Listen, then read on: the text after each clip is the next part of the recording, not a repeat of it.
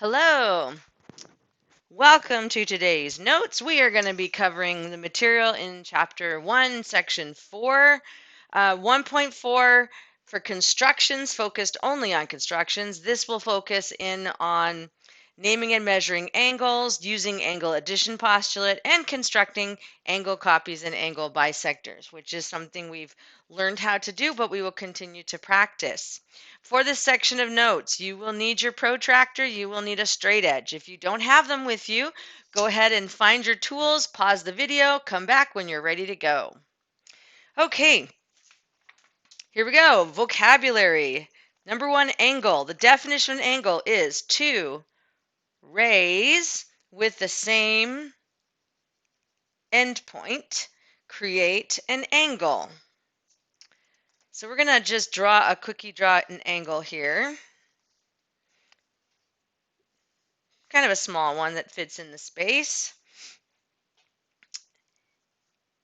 We're going to call this angle B.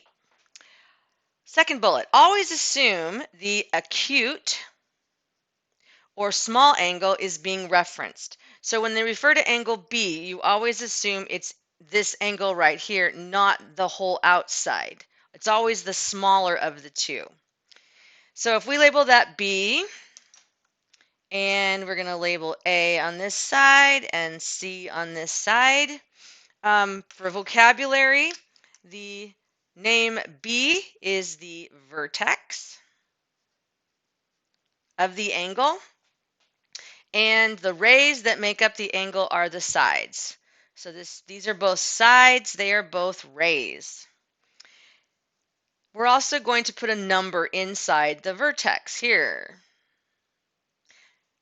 Sometimes angles are named with letters, sometimes with numbers. So different ways we could say this. We could use the vertex. This would be angle B. The symbol for angle is an angle with an arc measure through it. So we can call this angle B, again using the vertex. You can use its numbered name. This is angle 2. You can also use a 3-letter name, and there are 2 ways you can do it. Side, vertex, side, so angle ABC, or the other side, vertex, side, angle CBA. The vertex B must always be in the middle of a 3-letter name. Number 2, angle measure. The units that we use for angle measure in this book are degrees, which is the little circle in the superscript section, or you could use radians. If there is no degree symbol and there's nothing on it, the default is radians. Now, a lot of stuff in this chapter doesn't show the degree symbol, or the book, it doesn't show the degree symbol. But they tell you in the beginning all measures are going to be in degrees. So when you do your work, I want you to put the degree symbol on there so that you are indicating units of measure. When you take your state test, if you don't put the degree measure mark in there, it will be assumed to be radians and incorrect. Now, if you have a small m in front of a B, and usually, again, when you handwrite it, you put the arc on it. Small m means the measure of, in this case, angle B. So the measure of angle B equals, and then you would put some measurement after that, 30 degrees. Without the M, you're just referring to the angle in general. All right, we are going to use our protractor to measure these angles in degrees. Protractors are always in degrees, unless you buy a super special one. Now, this angle is too short. I can line up the bottom side with my measure line, but this does not extend far enough. So take your protractor, use it like a ruler, or a straight edge, and just extend that line out. In fact, we're going to need to do it on this one as well. So go ahead and extend that line out. And it doesn't matter if that line kind of interrupts another piece of the text. These are construction marks and they're expected. So we're going to measure this angle. Put your bullseye on the vertex. Make sure this line here is rotated so that is exactly over the angle. It's a pretty exact measurement. Remember that the bottom edge of the angle is 0. On my protractor, 0 is on the inside. So I'm going to use the inside measures. Now, do you notice that it's almost to 60, but not quite? What you'll see is that there's outside measure, inside measure. Here's in the middle. In the middle measure, they've got all the individual tick marks. So I can tell that this is 60 minus 1 tick mark, and I can see it here as well. So don't let these wide marks fool you. You can use these other tick marks to get a more precise angle. So yeah, this is almost exactly 58 degrees. All right, let's measure the other angle. We're going from the other direction. Put your bullseye on Q, line the bottom edge up. This time my angle is going up and to the right, so I'm going to use the outside mark, which is where my 0 starts, and the angle comes all the way around. It hits 60, and looking at those middle tick marks, it's 1 past 60, so about 61 degrees. You should be within 2 degrees. Oh, I'm sorry. Skip that thought. Sorry, I don't mean 61. I mean 121. Sorry about that. 121 degrees because I'm on the outside measures right there. 121 degrees. And again, you can tell whether the reason I was able to catch myself is that straight up is 90. So if it's smaller than 90, it has to be less than 90 degrees. If it's bigger than 90, it has to be more than 90 degrees. In this case, 121 degrees. All right, let's turn the page. All right, types of angles. There are 4 types of angles you need to know. The first one is an acute angle. Its measure is less than 90. And I'm just going to give you these measurements. This measure of angle 2 is actually 46 degrees. That is less than 90 degrees, so angle 2 is acute. Obtuse. An obtuse angle, the measure is more than 90 degrees. And this angle actually measures 130 degrees from side to side, which is definitely more than 90, so it is obtuse. Okay, C, right angle. The measure is exactly 90 degrees. That's a right angle. So angle 4 is exactly 90. The mark is a box, and that signifies a right angle, which means its measure is 90 degrees on the dot. So acute is less than 90. It's cute little. Obtuse is more than 90. Obtuse. Think obese, big angle. Last one, straight angle. For a straight angle, the measure is exactly 180 degrees. Now you look at this and you say, hey, I don't see an angle, Miss Reich. All I see is a line. Okay, so if we designate B as the vertex, A is on the left side, C is on the right side, the angle goes from there to there. If you use your protractor, you'll see that it goes from 0 all the way over to 180. So all the way across is 180 degrees. That is a straight angle. Okay, number 4, congruent angles have equal measures. Orientation does not matter, so it can be pointed anywhere. Okay, so this says if A is congruent to B, then what is the value of X? What is the measure of angle A? Okay, so remember that when they're congruent, it means same size, same shape. So A being congruent to B means that the measure of angle A is equal to the measure of angle B.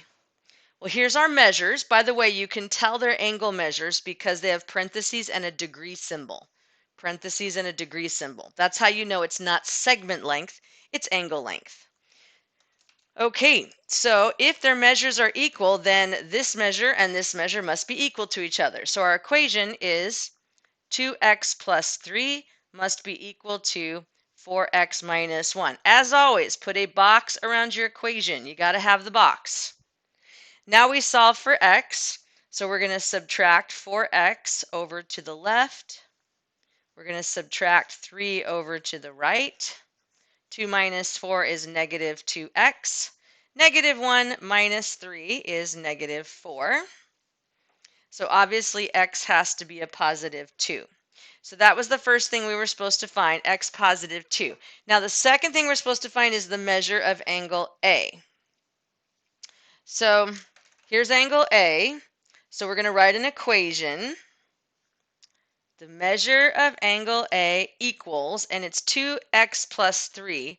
So instead of x, we're going to put in a 2, because we just solved for that, plus 3.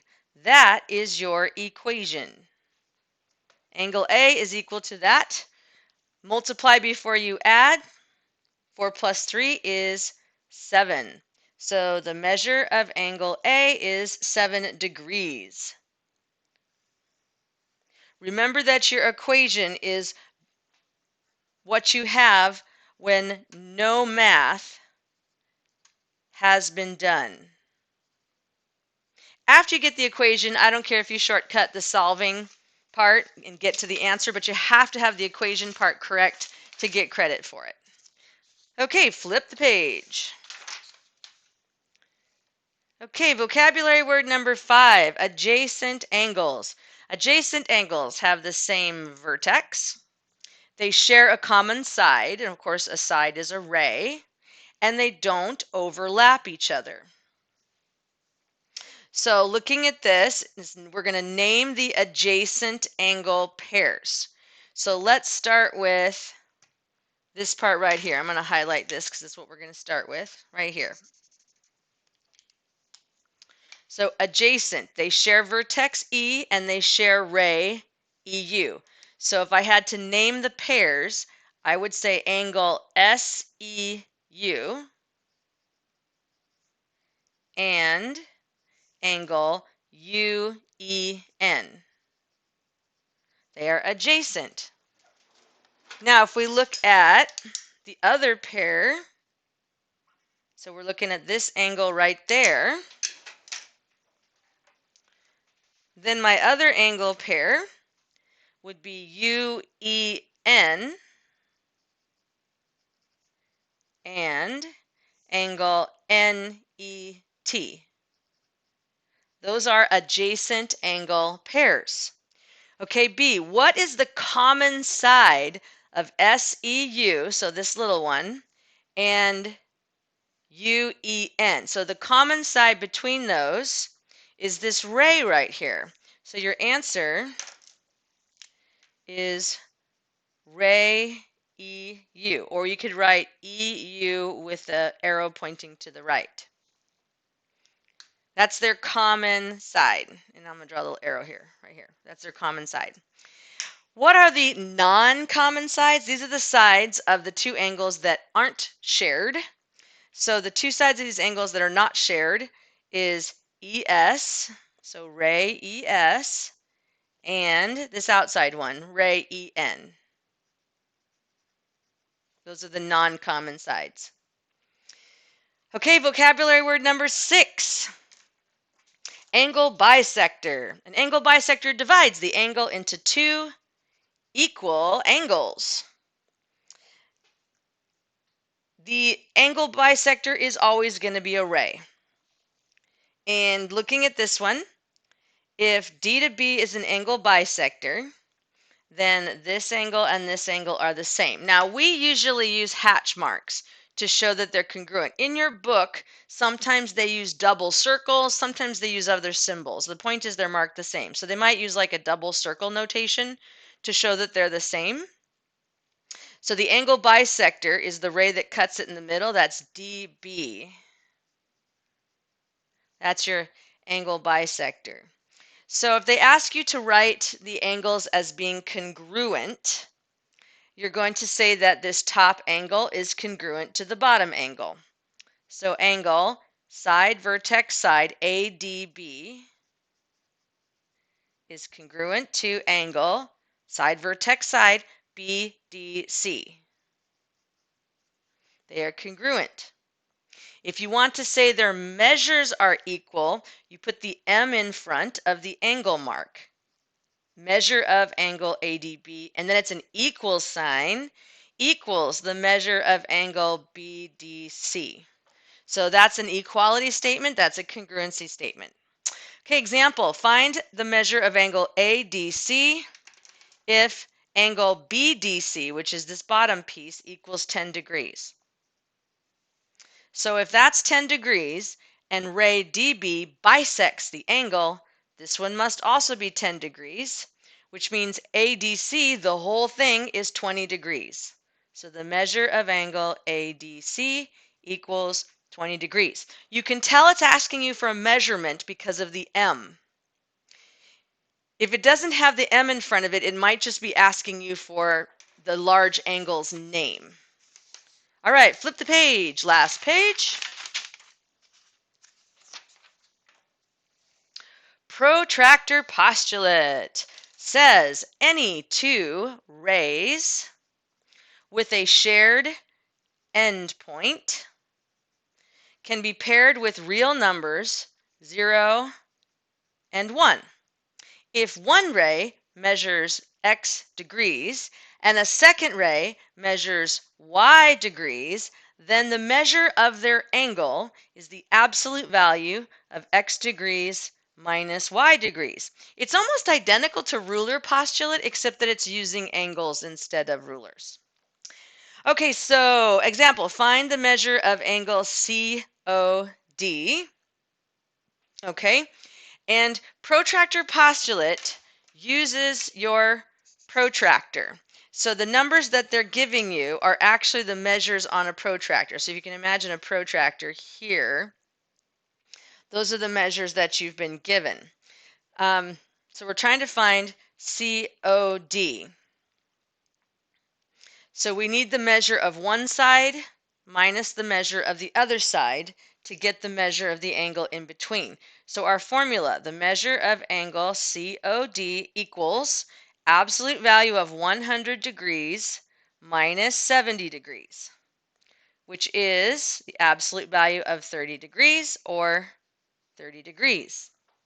Now, just like ruler postulate, you can also do this backwards.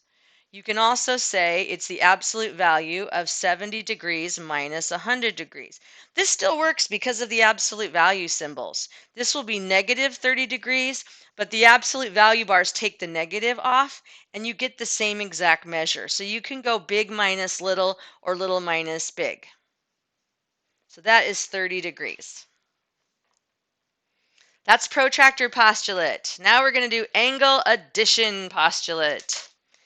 Angle addition postulate says if point B lies on the interior of angle AOC. When they say interior, they mean the acute part, the small part of the angle. So we're talking this part. This is the interior of AOC. You say, well, what's the exterior? The exterior is everything around there. That's your exterior of your angle. So angle addition postulate says if B is on the inside and you have two adjacent angles, you can take the angle of measure of one, add it to the second one, and get the whole thing. So you can take the measure of the top angle, AOB, plus the measure of the bottom angle, BOC, and that's equal to the whole thing, which is AOC. I forgot the M. There we go. Measure of angle AOC. Part plus part equals whole. That's basically angle addition postulate. All right, let's do an example using the drawing with some numbers. Let the measure of AOB be 50 degrees. Okay, so AOB is the top part, 50 degrees. And the measure of AOC, which is the whole thing, is equal to 80 degrees. Find the measure of angle BOC. Okay, so I don't want you to mix up formula with equation. The formula is what you put together without any numbers. And the formula is what we have here. This is your formula. It's all the letters, no numbers. The equation, on the other hand, is where you put the numbers in. So AOB is 50 degrees, so we put in 50 degrees, plus BOC, which is what we're trying to find. Now you have the option of calling it angle BOC, or you can just call it X and fill in an X for what you're trying to find. And that equals AOC, which they've told us is 80 degrees. Put a box around it. That is your boxed equation. So your formula has only letters, your equation has the numbers filled in, but no math done yet. Now we solve. We're going to subtract 50 from both sides. We get X equals 30 degrees. So the measure of angle BOC is 30 degrees. That would be our answer. So again, the formula is what you get with the letters, and the equation is when you filled in the numbers that you have.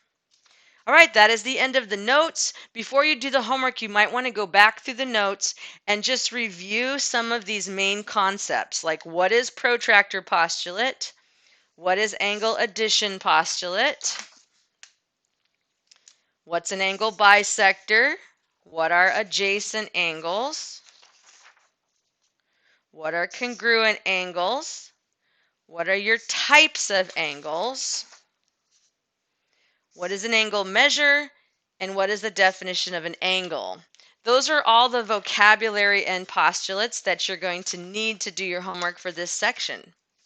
That concludes our note taking. I hope it was helpful. Have a good rest of your day.